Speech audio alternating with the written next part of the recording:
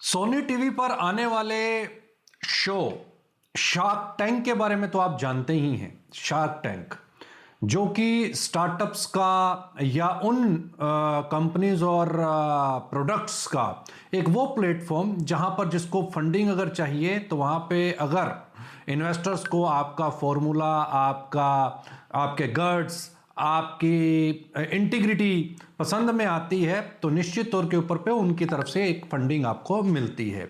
Shark tank अभी तक बहुत सारे लोगों को फंड कर चुका है, लेकिन अब शार्क टैंक के अंदर में जो होस्ट अमन गुप्ता हैं वो अपनी कंपनी बोट को लेकर के चर्चा में है।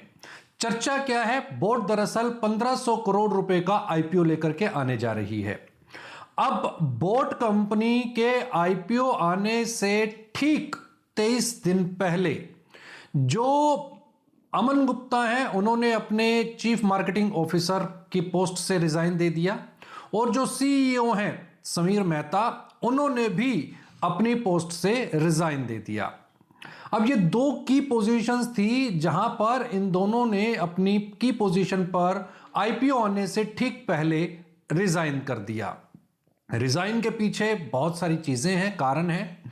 पहला, जानकारों का यह मानना है कि इन्होंने इसलिए रिजाइन दिया कि कल को आईपीओ या कंपनी परफॉर्म करती है नहीं करती है तो उस जवाबदेही से ये दोनों बच गए और डायरेक्टरेट बोर्ड के अंदर में आ गए हैं, डायरेक्टर हो गए हैं। और दूसरी सबसे इंपॉर्टेंट चीज जो यहां पर आई है सामने वो ये निकल करके आई है कि 2023 से लेकर के 25 तक के जो फाइनेंशियल्स हैं, जो खाते हैं, उनके अंदर गड़बड़ियां हैं, उनके अंदर में पैसों का जो लेन देन है, जो ट्रांजैक्शंस हैं वो मेलाफाइड दिखाई दे रही हैं, जिसकी वजह से जो निवेशक हैं, जो इन्वेस्टर्स हैं, जो इसके अंदर में पैसा लगाने के लिए सोच रहे थे वो अब थोड़े से घबरा गए हैं।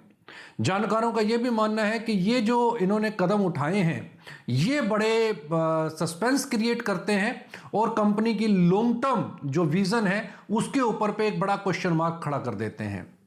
तो बोट कंपनी का जो आईपीओ है उसको अब कितनी सफलता मिलेगी नहीं मिलेगी ये एक सस्पेंस का रीजन बन गया है। लेकिन इन्वेस्टर का हार्डकोर पैसा है वो तो अमन गुप्ता जी खुद जानते हैं, क्योंकि शार्क टैंक के अंदर में बहुत सारे लोगों को फंड देते हुए उन्होंने बहुत सारे क्वेश्चंस किए हैं।